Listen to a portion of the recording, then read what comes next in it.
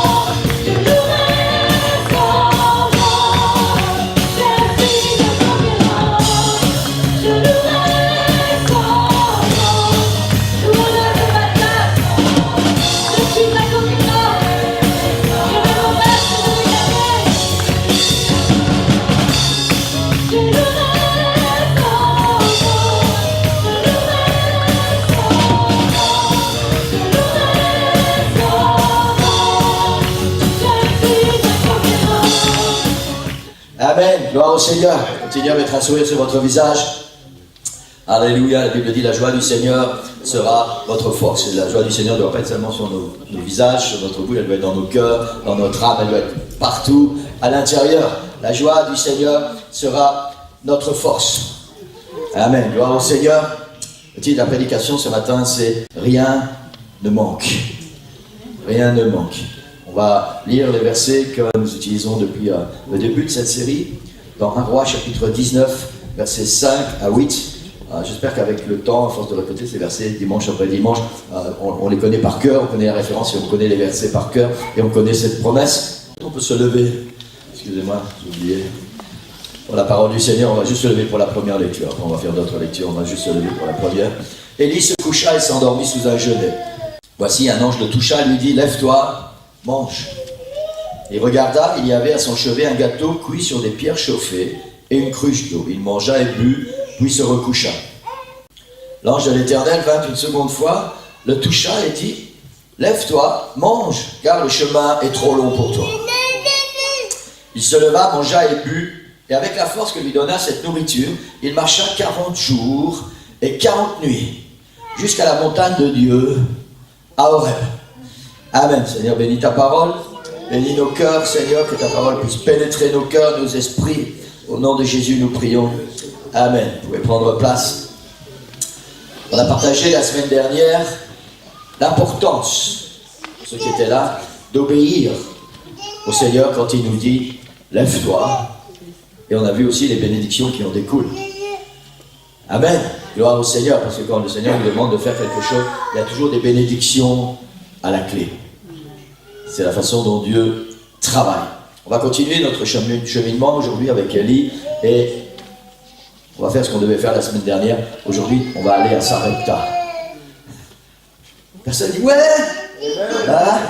Parce que vous avez promis ça pour la semaine dernière, mais on n'a pas été jusque-là. En fait, on n'a même pas commencé à cheminer. Ok, aujourd'hui, on va aller jusque Sarepta. Amen. Nous savons, parce que la Bible nous dit qu'il s'est écoulé 3 ans et demi entre le moment où Élie est allé devant le roi Akab et il lui a dit « Il ne pleuvra plus sinon à ma parole » jusqu'au moment où la pluie est tombée à nouveau. Ça, nous savons parce que la Bible nous le dit. Par contre, nous ne savons pas combien de temps Élie est resté au torrent de Kérit. Nous ne savons pas non plus combien de temps se sont écoulés à partir du moment où il est arrivé à Sarepta jusqu'à ce qu'il se trouve à nouveau en face du roi Akab. Mais entre ces deux moments, il s'est écoulé 3 ans et demi. Peut-être que c'était un peu plus d'1 an et demi chaque fois. On ne sait pas. Je sais qu'il a fallu quand même un certain temps de sécheresse pour que le torrent soit à sec. Donc il s'est écoulé au minimum quelques mois. Et après, quand Élie s'est retrouvé à Sarepta, il s'est encore passé un certain temps. Et je voudrais qu'on puisse bien se souvenir de ça. Et si jamais j'oublie d'y revenir, ne l'oubliez pas. Quand Élie était à Sarepta, il s'est passé un certain temps. Il y a eu un certain nombre de jours, de semaines et de mois où la bénédiction du Seigneur n'a pas cessé, jour après jour. C'était pas juste une bénédiction pendant un jour. De la même façon que quand Élie était au torrent de Sarepta. C'était pas juste une journée où il a bu de l'eau du torrent et où les corbeaux lui ont amené du pain et de la viande le matin et du pain et de la viande le soir. Non, c'était pendant un certain temps, pendant des semaines, pendant des mois, jusqu'à ce que le torrent soit à sec. Jour après jour, la bénédiction du Seigneur s'est renouvelée. C'est la même chose qui se passe, il va se passer, on va voir ça ce matin, qui s'est passé à Sarepta. Jour après jour. Il n'y a pas une journée qui s'est passée sans que la bénédiction de Dieu ne soit présente. Amen. Gloire au Seigneur. Alléluia. Au moment où le torrent est à sec, le Seigneur parle à nouveau à Élie et on entre dans le vif du sujet. Alors la parole de l'Éternel lui fit adresser en ces mots: Lève-toi, va à Sarepta qui appartient à Sidon et demeure là. Voici, j'ai ordonné à une femme veuve de te nourrir. Élie se leva et il alla à Sarepta. Amen. Pour ceux qui connaissent leur Bible et pour ceux qui ne connaissent pas la Bible, cette parole pourrait sembler, je vais dire, quelconque est sans importance, c'est un fait historique. Élie, c'est un prophète de Dieu. Dieu lui parle, Dieu dit à Élie, lève-toi, va à Sarepta. Et Élie se lève, il va à Sarepta. Entre parenthèses, Dieu lui dit, t'inquiète pas, là-bas, il y a une veuve à qui j'ai déjà parlé, elle va s'occuper de toi. Et puis Élie se lève et il va à Sarepta. Et c'est une histoire, j'allais dire quelconque, comme on en lit plein tout au long de la Bible. Mais c'est beaucoup plus qu'une histoire quelconque. Nous considérons comme normal que Élie entend la voix de Dieu qui lui dit « Lève-toi, va à Sarepta » et Élie se lève et va.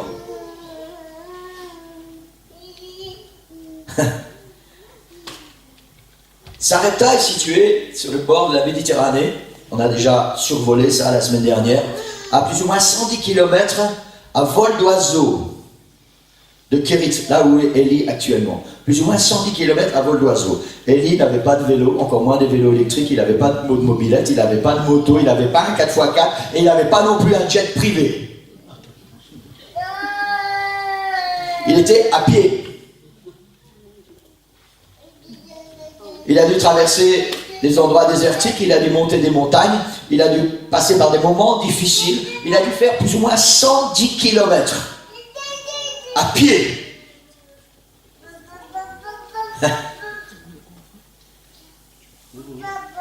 Peut-être que vous dites, oui, mais peut-être Élie ne savait pas où il allait. Dieu dit à Élie, lève-toi et va à Sarepta. Si Élie ne savait pas où était Sarepta, Dieu lui aurait dit, lève-toi et va où je vais te conduire. Dieu lui dit, va à Sarepta. Donc Élie sait très bien où il va. 110 km à vol d'oiseau. Hein. Amen. Sarepta est située entre deux villes bien connues dans la Bible. Tyr, au nord, 22 km de Sarepta, et plus au sud, la ville de Sidon.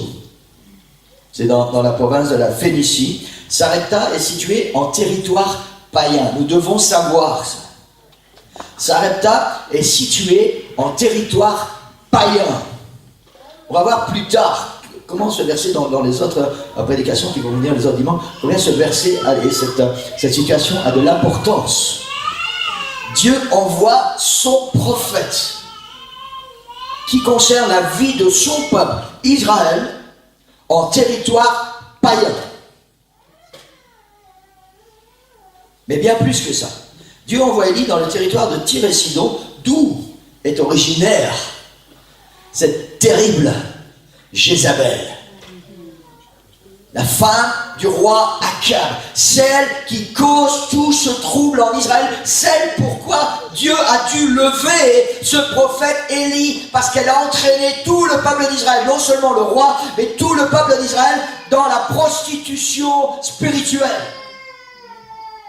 Dieu envoie son prophète Élie dans cette contrée d'où vient cette femme, Jézabel.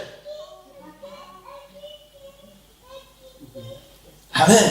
Vous savez, Jézabel, c'est le diable. C'est la méchanceté, c'est la cruauté, c'est l'idolâtrie dans toute sa splendeur, si on peut employer ces mots. Elle a déployé tout son zèle, toute son énergie à pervertir le roi d'Israël et le peuple d'Israël. Amen. Et c'est dans cette contrée que Dieu envoie Élie. Et on va voir plus tard que ce pays, donc cet endroit, la Phénicie, Sarepta, et cette femme Jézabel sont tout ce à quoi le peuple d'Israël n'avait pas le droit de toucher. Ça fait partie des interdits pour Israël. Et Dieu envoie son prophète là, justement. Et une autre surprise. Élie est envoyé vers une veuve étrangère au peuple d'Israël, habitant en territoire païen. Peut-être ça n'a pas encore fait titre dans votre esprit. Hein, la Bible dit, le Seigneur parla à Élie, elle lui dit, mais Élie, ça existe aussi. Hein. le Seigneur parla à Élie et lui dit, lève-toi, va à Sarepta, là-bas, j'ai ordonné à une veuve de te nourrir. Alors la question est celle-ci. N'y avait-il pas en Israël des veuves dans le peuple de Dieu, des veuves capables de nourrir le prophète de l'Éternel? Pourquoi Dieu dit à Élie, tu vas en territoire païen, et là-bas, j'ai demandé à une veuve de te nourrir? On va certainement entrer plus dans les détails de cette situation une autre fois. Ce matin, je me suis focalisé un peu plus sur autre chose. Cette veuve est chargée de nourrir au quotidien l'un des plus impressionnants prophètes de l'Ancienne Alliance. Cette situation met en évidence, c'est la conclusion de ma réflexion, met en évidence l'état du peuple de Dieu à cette époque. Il est plus que probable, vu l'influence de tous ces dieux païens, de cette reine Jézabel et de ce roi Akab, il est plus que probable que chacune des veuves qui étaient en Israël, qui habitaient dans le peuple de Dieu, était elle aussi corrompue spirituellement et devenue idolâtre et adultère spirituellement.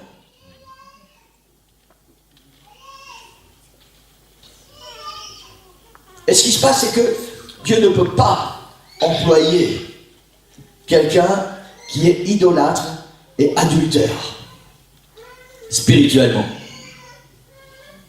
Si dans ton cœur, il y a un autre Dieu, si tu sers un autre Dieu, si ton cœur est ailleurs qu'avec le seul éternel, comment le Seigneur peut-il t'utiliser? Comment le Seigneur peut-il se servir de toi? Comment peut-il faire quelque chose avec toi puisque ton cœur est ailleurs? Tes désirs sont ailleurs.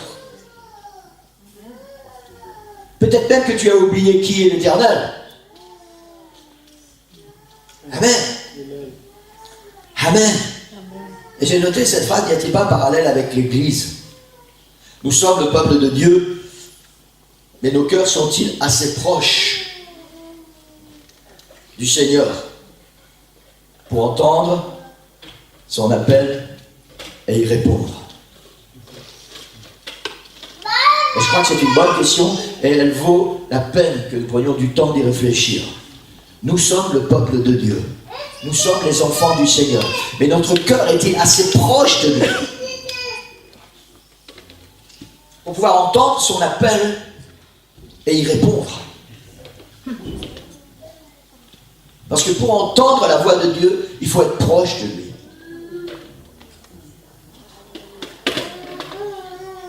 Amen. Amen. On va examiner un peu le texte. Bien que Élie sache tout ce qu'on vient de dire, il sait où il va, il a très bien compris que le Seigneur a demandé à une femme qui n'appartient pas à son peuple de prendre soin de lui. Il sait qu'il part en territoire païen, il sait que ce territoire appartient à Jézabel, il sait qu'il va devoir combattre Jézabel. Élie sait tout ça. Et il ne se pose pas de questions. La Bible dit, il entend l'ordre de l'Éternel, il se leva et il alla à Sarepta. Point barre.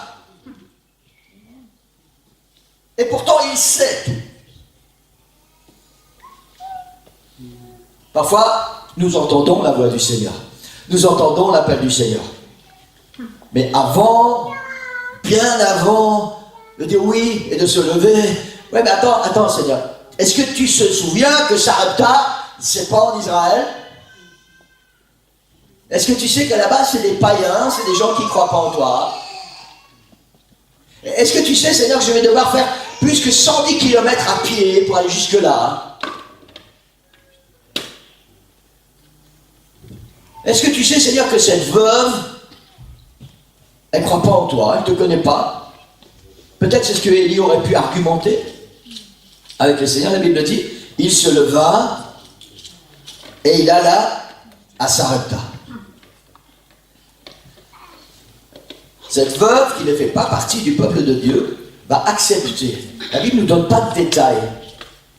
Juste, le Seigneur dit, voici, il parle à Élie, j'ai ordonné à une femme veuve de te nourrir. Dieu a donné un ordre à une femme qui habite en territoire païen. Et cette femme va nourrir le peuple de Dieu. Et une autre particularité, c'est que cette femme est dans une situation de précarité extrême. En réalité, vous savez, le Seigneur, il est très, comment on dit, je vais demander ça. Il fait des gags. Aidez-moi à trouver le mot qui m'intéresse. C'est pas grave. C'est pas grave. Cette femme, elle a rien. On va voir plus tard. Un peu de farine, un peu d'huile, elle fait un gâteau, il mange avec son fils, ils vont mourir, ils n'ont plus rien. Dieu va voir cette femme, elle lui dit, je t'envoie mon prophète, et tu vas le nourrir, tout le temps que ça sera nécessaire. Elle n'a rien. Et Dieu lui dit, donne ce que tu n'as pas, ou le peu qui te reste. Il y a beaucoup d'humour, voilà le mot que je cherchais. Amen. Cette situation met en évidence l'action de Dieu qui se porte là où son appel peut être entendu et reçu. Si le Seigneur a choisi cette veuve, c'est parce qu'elle était capable d'entendre l'appel du Seigneur, de le recevoir et d'y obéir. Peu importe l'endroit où elle habitait, peu importe le pays d'où elle vient et ses origines, peu importe ce qui se passe autour d'elle et l'idolâtrie qui peut régner dans son entourage, cette femme est capable, et c'est la raison pour laquelle le Seigneur l'a choisie, pour prendre soin de son prophète. Cette femme est capable d'entendre l'appel de Dieu et d'y répondre. Amen. Amen. Alléluia. Et cette situation, par rapport à cette femme, m'amène à réfléchir sur moi-même. Le Seigneur peut-il compter sur moi pour accomplir son appel, quelle que soit ma situation? Ou devra-t-il aller voir une veuve à Sarepta? Et je crois que ça vaut aussi la peine de s'arrêter quelques instants pour réfléchir à cette question ce matin. Nous, peuple de Dieu, Église de Jésus-Christ, le Seigneur peut-il compter sur moi pour entendre et accomplir son appel? Ou va-t-il devoir aller chercher quelqu'un à l'extérieur?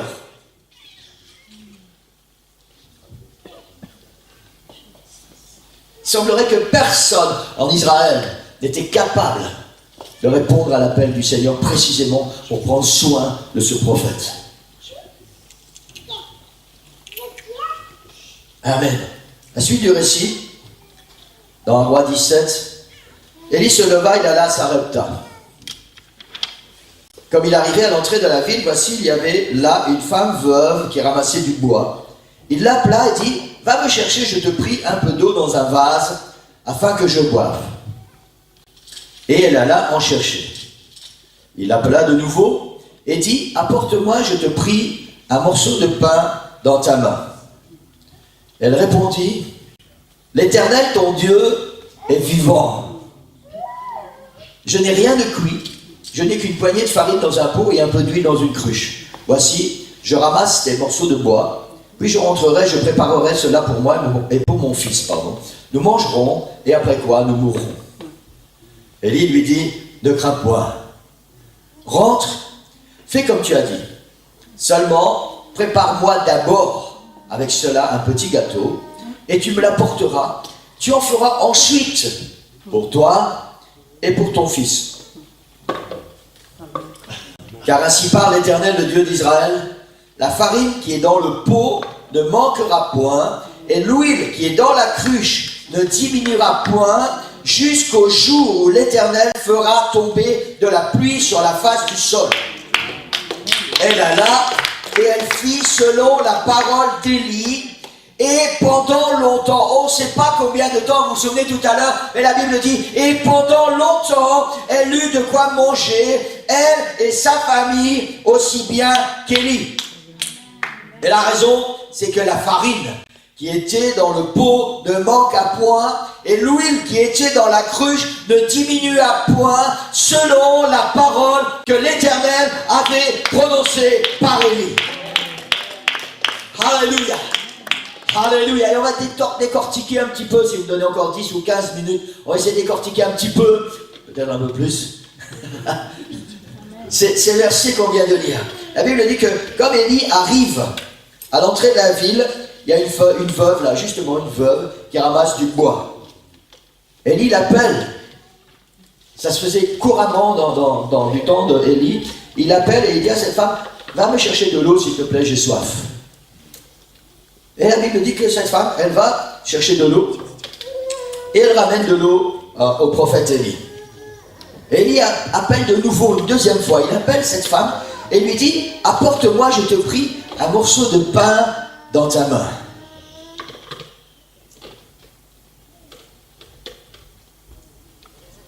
Il y a des choses qui se sont passées dont la Bible ne nous donne aucun détail.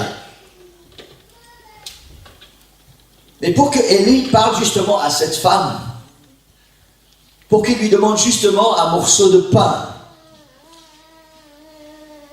je suis persuadé que pendant ces 110 kilomètres que Élie vient de parcourir, ces jours et ces nuits à pied, le Seigneur lui a révélé tout ce qui va se passer. Comment les choses vont se passer. Peut-être même qu'il avait eu une vision du visage de cette femme qu'il devait rencontrer. C'est très probable. Parce qu'Élie n'hésite pas, la Bible dit, il arrive dans la ville, et juste quand il arrive dans la ville, il rencontre une femme. Peut-être que le Seigneur lui avait dit, la première femme que tu vas rencontrer, c'est celle qui va prendre soin de toi. On ne sait pas, mais il savait où il allait. Et il sait exactement pourquoi il demande ça à cette femme.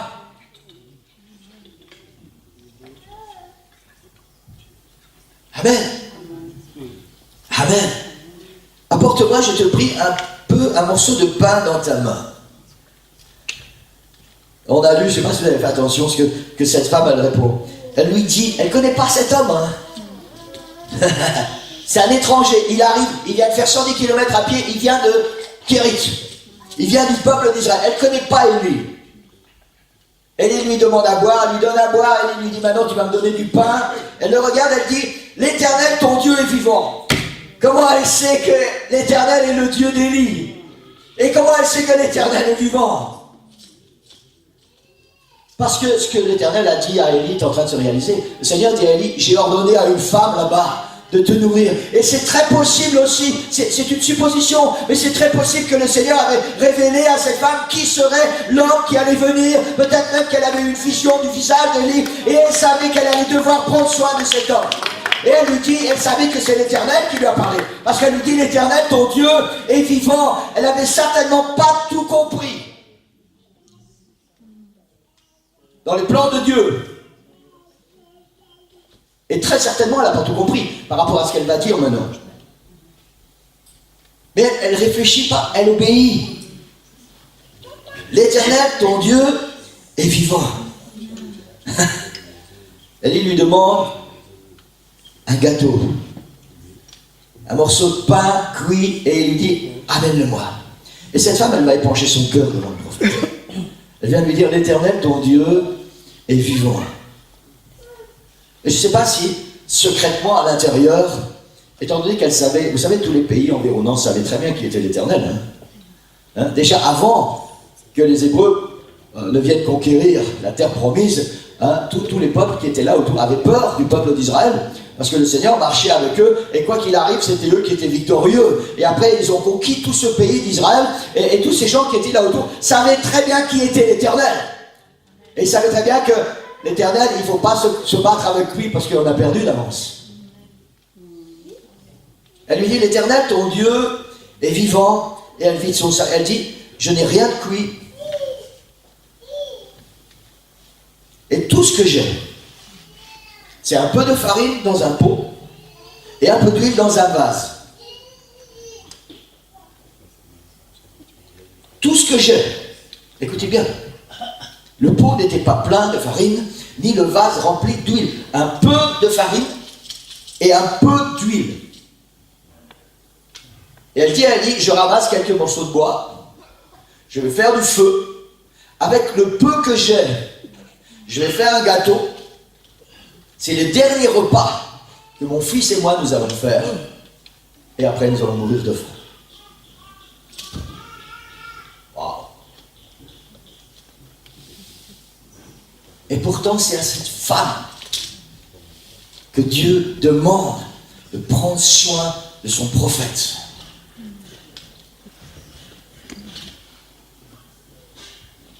Est-ce que ça vous arrive quand le Seigneur vous parle? Faire un peu comme Moïse a fait.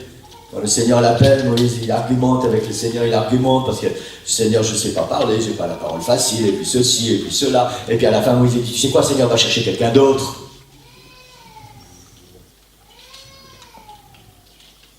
La Bible ne nous dit pas quand le Seigneur a appelé cette femme, si oui ou non elle a argumenté avec le Seigneur.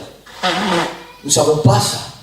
Tout ce que nous savons, c'est que le Seigneur lui demande de prendre soin du prophète. Elle est avertie que cet homme va arriver, qu'elle va devoir en prendre soin. Et elle n'a rien, juste un peu de farine, juste un peu d'huile pour un gâteau. Un seul repas pour elle et son fils. Waouh. Après quoi, on va manger ce gâteau et nous allons mourir. Et Élie dit quelque chose d'extraordinaire à cette femme. Je n'ai pas compté combien de fois dans la Bible ces mots sont prononcés, mais plusieurs dizaines de fois. D'après tout ce que j'ai déjà lu dans la Bible, plusieurs dizaines de fois. Élie lui dit, ne crains point.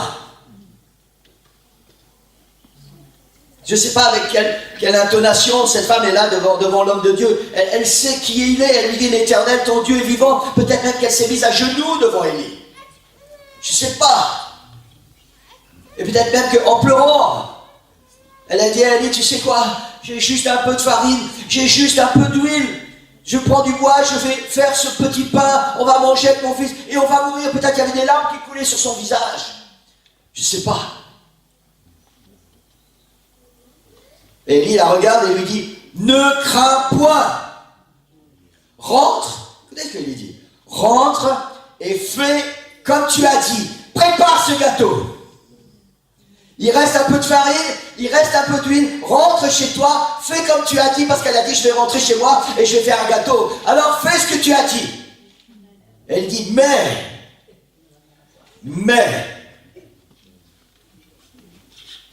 tu m'apportes ce gâteau, ensuite tu rentres chez toi et tu vas en faire un pour toi et pour ton fils. C'est impossible, il reste juste assez de farine et d'huile pour un seul gâteau. Et il lui dit, fais ce que tu as dit, rentre, fais le gâteau, apporte-le-moi, moi je vais le manger. Ensuite tu retournes chez toi et tu vas faire un gâteau pour toi et pour ton fils. Waouh. Alléluia. Alléluia. Et Élie continue. Et il dit, car ainsi parle l'Éternel, le Dieu d'Israël. Amen. Cette femme, peut-être, elle a entendu parler, elle connaît la renommée du Dieu d'Israël, mais dans son cœur, le Dieu d'Israël n'a certainement pas encore une place importante. Et lui dit, ainsi parle l'Éternel, le Dieu d'Israël, la farine qui est dans le pot ne manquera point, et l'huile qui est dans la cruche ne diminuera point, jusqu'au jour où l'Éternel fera tomber la pluie à nouveau. Nous ne savons pas combien de temps s'est écoulé, mais pendant tout ce temps, la Bible dit que la farine n'a pas manqué et l'huile n'a pas manqué non plus. Et tous les jours, il y a eu de quoi faire assez à manger pour Élie, pour cet homme et pour son fils. Waouh! Alléluia! Alléluia! Alléluia! Alléluia. La Bible dit, la farine ne manqua point et l'huile ne diminua point. Si je comprends bien ce que la Bible dit, elle prenait la farine dans le pot, mettait sa main, prenait la farine, et quand elle regardait, il y en avait encore autant. Et pour le prochain gâteau, elle prenait encore la farine, et il y en avait encore autant. Et pourtant, elle avait juste un tout petit peu. Elle prend, et il y en a encore autant. Elle prend, il y en a encore autant. Elle prend le vase avec de l'huile, elle verse, et ça coule, et il y en a toujours autant dans le vase. C'est ce que la Bible dit. Ce qui était dans le vase n'a pas diminué. À un moment où il n'y avait plus rien, et puis après le Seigneur, non, ça a continué de couler. Ça n'a jamais diminué. Il pouvait prendre, et il y avait encore, il prenait, il y avait encore. C'est ce que la Bible dit. Waouh. Alléluia. Alléluia. Alléluia. Gloire au nom du Seigneur. Alléluia. Alléluia. Et je veux qu'on puisse vraiment se focaliser sur cette pensée ce matin. Le pot de farine n'était pas rempli. Juste un peu. Le vase d'huile n'était pas rempli. Juste un peu. Et avec ce peu que le Seigneur a renouvelé jour après jour, ces 3 personnes ont mangé jusqu'au jour où la pluie du ciel est tombée à nouveau. N'est-ce pas quelque chose d'extraordinaire, Église? N'est-ce pas quelque chose d'extraordinaire? Amen. Amen. J'ai partagé la semaine dernière ce témoignage avec vous que le Seigneur avait répondu à la moitié de ma prière, mais il n'avait pas répondu à l'autre moitié. Je lui ai dit, Seigneur, je vais avoir plus de temps pour te servir, mais Seigneur, je veux que mon compte en banque continue d'être garni.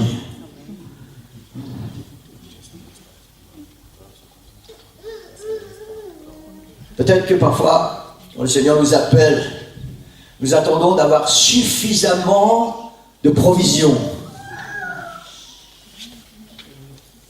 pour dire, ok Seigneur, maintenant, j'ai ce qu'il faut, on peut y aller.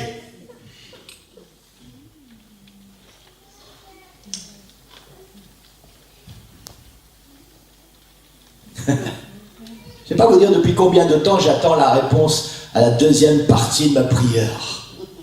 Mais je sais une chose, c'est que dans mon pot de farine, il n'y a pas beaucoup de farine. Dans mon vase d'huile, il n'y a pas beaucoup d'huile. Mais chaque jour, je prends la farine, je prends l'huile, et il y en a toujours autant, et je ne manque de rien.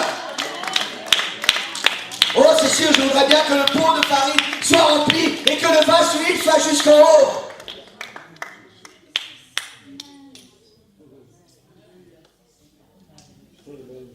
Alléluia. Alléluia. Alléluia. Peut-être ce matin, dans ce lieu, et je vais terminer avec ça, peut-être il y a quelqu'un qui doute de ce que le Seigneur est capable de faire. Peut-être que tu as reçu un appel du Seigneur. Certainement, ça ne concerne pas la farine ni l'huile, un autre domaine, je ne sais pas. Peut-être que tu as reçu un appel du Seigneur et tu penses qu'il n'y a pas assez de provision. Peut-être que tu penses que tout simplement tu ne connais pas assez la Bible. Donc Seigneur, je dois attendre parce que je dois aller à l'école biblique. Peut-être que tu penses que tu n'es pas assez spirituel. Seigneur, je dois encore grandir avec toi. Peut-être que tu penses, les jeunes, peut-être vous pensez que vous êtes trop jeunes pour servir Dieu, pour répondre à l'appel du Seigneur. Je ne sais pas. Je ne sais pas ce qu'il y a dans vos cœurs, je ne sais pas ce qu'il y a dans vos vies, je ne sais pas quel appel le Seigneur met sur votre vie. Mais certainement, puisque c'est la parole que le Seigneur m'a donnée, et j'ai dit, Seigneur, donne-moi ta parole pour moi et pour ton Église. Certainement que dans ce lieu, ce matin, il y a quelqu'un qui entend la voix du Seigneur. Le Seigneur a lancé un appel sur ta vie. Et certainement, tu dis, Seigneur, je ne peux pas faire parce qu'il n'y a pas assez de provisions. Il n'y a pas assez de farine dans le pot. Il n'y a pas assez d'huile dans le vase. J'espère que tout le monde comprend, c'est un domaine spirituel. C'est exactement la même chose, Église, qui s'est passée pendant que le peuple d'Israël, pendant 40 ans, a traversé le désert. Jour après jour, chaque matin, le peuple a ramassé la nourriture dont il avait besoin. Jour après jour, et après que le soleil venait, il n'y avait plus rien. Et le lendemain, le Seigneur pourvoyait à nouveau. Jour après jour, un peu de farine, un peu d'huile, mais ça n'a jamais manqué. Pendant 40 ans. Ils ont même demandé en plein désert de la viande et Dieu leur a envoyé des cailles en plein désert. Je ne sais pas ce matin qui doute de la capacité du Seigneur à pourvoir pour que tu puisses accomplir ton appel. Amen. Tu as peur de ce qu'elle sera demain. Ou peut-être tu ne comprends pas pourquoi le Seigneur te demande à toi de faire ça. Certainement qu'à Sarepta, dans cette ville, il y avait des personnalités, des gens un peu plus, comment je vais dire, fortunés, qui avaient eux des réserves, vers qui le Seigneur aurait pu envoyer Élie. Des gens qui étaient capables. Élie serait arrivé, oh, il y a plein de sacs de farine, oh, il y a des grandes jarres avec de l'huile, oh, c'est merveilleux. La farine peut, la sécheresse peut continuer encore longtemps, il y a de quoi pour voir. Non, non, non, non. Dieu envoie Élie vers cette pauvre femme. Il y a juste un peu de farine, juste un peu d'huile. Et cette femme va voir combien le Dieu d'Israël, c'est celui qu'elle a dit, l'Éternel, ton Dieu est vivant. Elle va voir combien l'Éternel, le Dieu d'Israël, est vivant. Parce que non seulement elle va prendre soin du prophète, mais le Seigneur va pouvoir à ses propres besoins, elle, et aux besoins de son fils, de sa famille. Et parce qu'elle obéit à la voix du Seigneur, parce qu'elle dit d'accord, alors elle ne va pas mourir, elle va recevoir la bénédiction. Elle va échapper à la mort simplement parce qu'elle a dit oui. Oh. Alléluia. Quelqu'un m'a dit un jour, je ne donne pas ma dîme parce que j'ai peur de ne pas y arriver financièrement à la fin du mois.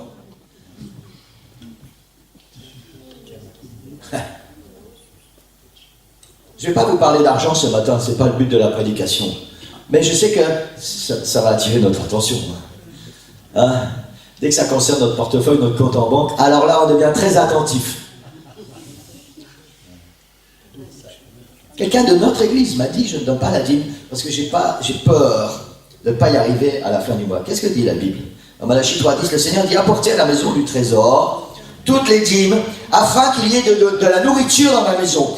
Mettez-moi de la sorte à l'épreuve, et vous verrez, dit l'Éternel, si je n'ouvre pas pour vous les écluses des cieux, si je ne répands pas sur vous la bénédiction en abondance.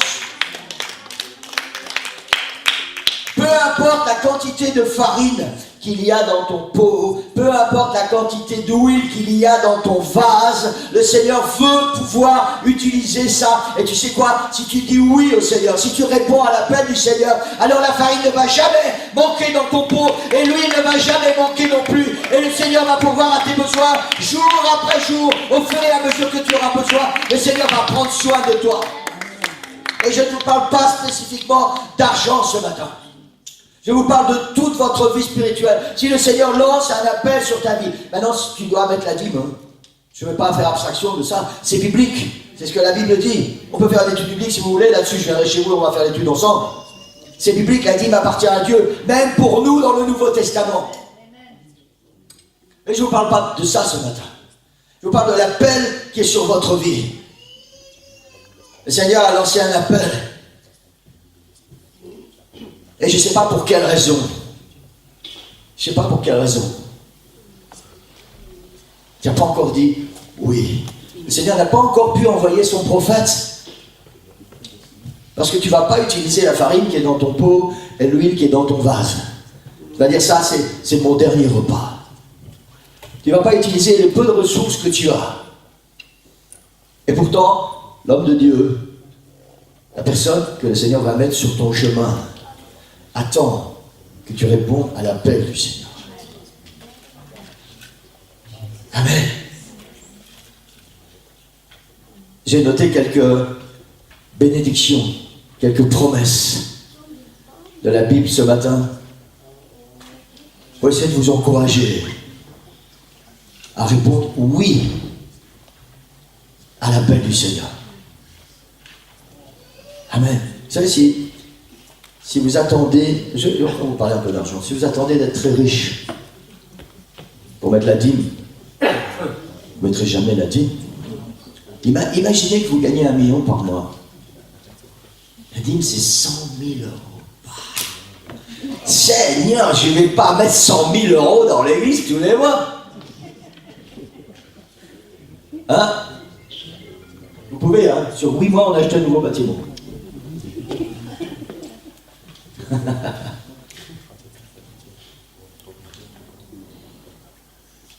Peu importe ce que tu possèdes, oubliez l'argent. Peu importe ce que tu possèdes, juste un peu de farine, juste un peu d'huile, Juste un peu de foi. Juste un peu de foi. Alors prends cette foi et mets-la en action. Mets-la en action. Amen. La Bible dit dans Isaïe 42, le Seigneur dit, si tu traverses les eaux, je serai avec toi. Sœur Kira n'est plus là, la maman d'Evelyne n'est plus là pour nous dire combien ces paroles ont été réelles dans sa vie. Réelles. Si tu traverses les eaux, le Seigneur dit, je serai avec toi. Il n'a pas dit, tu ne vas jamais avoir passé des moments difficiles. Il dit, si tu traverses les eaux, je serai avec toi. S'il y a seulement juste un peu de farine et juste un peu d'huile, je serai là. Si les fleuves sont là, ils ne te submergeront pas. Si tu marches dans le feu, tu ne te brûleras pas et la flamme ne t'embrasera pas. Pourquoi? Car je suis l'Éternel, ton Dieu. Ça, c'est une des promesses que le Seigneur nous donne dans le psaume 91. Et je vais noter ça, je ne l'ai pas mis sur le rétro parce que c'est beaucoup de versets, on doit aller très vite. Psaume 91, il est dit, celui qui demeure sous l'abri du Très-Haut repose à l'ombre du Tout-Puissant. Waouh! Celui qui demeure sous l'abri du Très-Haut repose à l'ombre du Tout-Puissant. Je dis à l'Éternel, mon refuge, ma forteresse, mon Dieu en qui je me confie, mon Dieu à qui je m'attends. Car c'est lui qui te délivre du filet de l'oiseleur, de la peste et de ses ravages. Il te couvrira de ses plumes, tu trouveras un refuge sous ses ailes. Sa fidélité est un bouclier et une cuirasse. Et le psalmiste continue, il dit, tu ne craindras que le prophète Élie a dit à cette femme, ne crains point, tu ne craindras ni les terreurs de la nuit, ni la flèche qui vole le jour, ni la peste qui marche dans les ténèbres, ni la contagion qui frappe en plein midi. Que 1000 tombent à ton côté et 10 000 à ta droite, tu ne seras pas atteint. De tes yeux seulement tu regarderas et tu verras la rétribution des méchants, car tu es mon refuge, ô Éternel. Je voudrais qu'on puisse se mettre debout, Église. Ésaïe 41, verset 10. Ne crains rien. C'est toujours l'Éternel qui parle à son peuple. Il dit, ne crains rien, car je suis avec toi. Ne promène pas des regards inquiets, car je suis ton Dieu. Ne promène pas des regards inquiets, car je suis ton Dieu. Je te fortifie, je viens à ton secours. Je te soutiens de ma droite triomphante. C'est une parole de l'Éternel, car je suis l'Éternel, ton Dieu, qui fortifie ta droite, qui te dit, ne crains rien, je viens à ton secours. Ces paroles s'adressent au peuple de l'Éternel. Ces paroles s'adressent à nous. Ces paroles s'adressent à chacun de nous, enfants de Dieu. Amen. Psaume 23. Tout le monde connaît par cœur, j'espère. Sinon, vous devez l'apprendre par cœur. L'Éternel est mon berger. Je ne manquerai de rien. Peu importe la quantité de farine, peu importe la quantité d'huile, l'Éternel est mon berger. Je ne manquerai de rien. Il me fait reposer dans de verts pâturages. Il me dirige près des eaux paisibles. Il restaure mon âme. Wouh! Il me conduit dans les sentiers de la justice à cause de son nom. Alléluia. Et il continue, il dit, quand je marche dans la vallée de l'ombre de la mort, je ne crains aucun mal. Quand il reste juste un peu de farine dans mon pot et juste un peu d'huile dans mon vase, je ne crains aucun mal, car tu es avec moi, le psalmiste dit, car tu es avec moi. Ta houlette et ton bâton me rassurent. Tu dresses devant moi une table en face de mes adversaires. Tu oins d'huile ma tête et ma coupe déborde. Alléluia. Voilà les promesses de l'Éternel pour toi ce matin, si seulement tu réponds à son appel. Voilà la promesse du Seigneur si tu réponds à son appel. Rien ne manque à ceux qui se confient en l'Éternel. Rien ne manque à ceux qui font confiance à l'Éternel. Rien ne manque à ceux qui répondent à l'appel du Seigneur. Peu importe ce qu'il y a dans ton pot, peu importe la quantité de farine et la quantité d'huile, rien ne manque à ceux qui s'attendent à l'Éternel et qui répondent à l'appel du Seigneur. Alléluia. Alléluia. Alléluia. Le Seigneur parle à ton cœur, là, maintenant. Alléluia. Tu sais, c'est la parole du Seigneur pour nous aujourd'hui, ça. Hein? Amen. Alors, ne pense pas que c'est pour ton voisin, celui qui est assis devant ou derrière. Elle est pour toi, cette parole. Elle est pour toi. Le Seigneur parle à ton cœur. Et le Seigneur te dit maintenant, peu importe si tu vas devoir traverser la vallée de l'ombre de la mort, je serai avec toi. Tu n'as rien à craindre, je vais dresser une table devant toi, en face de tes ennemis, en face de tes problèmes, en face de tes difficultés. Et je vais oindre d'huile ta tête et ta coupe va déborder. Il ne va jamais manquer de farine dans ton pot. Il ne va jamais manquer d'huile dans ton vase. Parce que moi, je suis l'Éternel qui prend soin de toi. Alléluia. L'Éternel te parle ce matin. L'Éternel te parle. Il attend juste que tu répondes. Tu dises oui Seigneur. Et que tu fasses comme cette veuve. Va, fais comme tu as dit. Tu vas préparer ce que le Seigneur te demande de faire et lui va pourvoir à chacun de tes besoins. Peu importe la nature de tes besoins, qu'ils soient spirituels, qu'ils soient moraux, qu'ils soient au niveau d'une maladie, qu'ils soient financiers, qu'ils soient familiaux, qu'ils soient professionnels, peu importe le besoin qui est dans ta vie, peu importe ce que tu vas rencontrer, la farine ne va pas manquer et l'huile ne va pas manquer. Le Seigneur va pourvoir. Je sais que c'est pas évident d'être dépendant du Seigneur jour après jour. Tu vis aujourd'hui avec le Seigneur et tu sais pas ce qui va se passer demain. Et demain tu vas mettre ta main dans le pot et tu vas prendre la farine et il y aura encore. Et tu vas faire couler l'huile et il y aura encore. Et après-demain, et la semaine prochaine, et le mois prochain, jusqu'à ce que la pluie tombe du ciel à nouveau et que le pot soit plein et que l'huile soit jusqu'en haut de masse. Parce que ça aussi, ça va arriver. Ça, c'est la fin de la prophétie. Un jour, la pluie va tomber à nouveau. La pluie va tomber à nouveau. Mais en attendant, tu dois répondre à l'appel du Seigneur. Il y a juste un peu de farine. Il y a juste un peu d'huile. Fais ce que le Seigneur te demande. Fais ce que le Seigneur te demande. L'abondance, c'est pour plus tard, quand la pluie va tomber à nouveau. Pour l'instant, tu as tout ce dont le Seigneur a besoin pour faire un miracle. Tu as tout ce qu'il faut pour que le Seigneur accomplisse ce miracle. Tu n'as pas besoin de plus. Alléluia. Alléluia. Mais on ferme nos yeux. L'hôtel est ouvert. Tu as besoin de venir à l'hôtel. Viens à l'hôtel, on va prier ensemble. Alléluia. Je ne sais pas ce qu'il y a dans ton pot. La quantité de farine, la quantité d'huile. Je ne sais pas de quoi tu as besoin. Plutôt ce que tu voudrais. La parole du Seigneur, c'est que le peu que tu as, c'est suffisant. C'est suffisant pour le Seigneur, pour t'utiliser. Alléluia. Tu n'as besoin de rien d'autre pour l'instant. Un jour viendra où les provisions seront abondantes. Un jour viendra, mais ce n'est pas aujourd'hui. Aujourd'hui, il y a juste un peu de farine, juste un peu d'huile, et tu vas mettre ta main, et tu mettras encore ta main demain, et après-demain, et la semaine prochaine. Et tu vas continuer de mettre ta main jusqu'à ce que le Seigneur envoie à nouveau l'abondance sur ta vie. Parce qu'un jour, ça va venir. Un jour, la pluie va tomber à nouveau, et les champs vont reverdir, et la nourriture va pousser à nouveau, le Seigneur va donner à nouveau en abondance. Alléluia. Et aujourd'hui, tu as tout ce dont le Seigneur a besoin.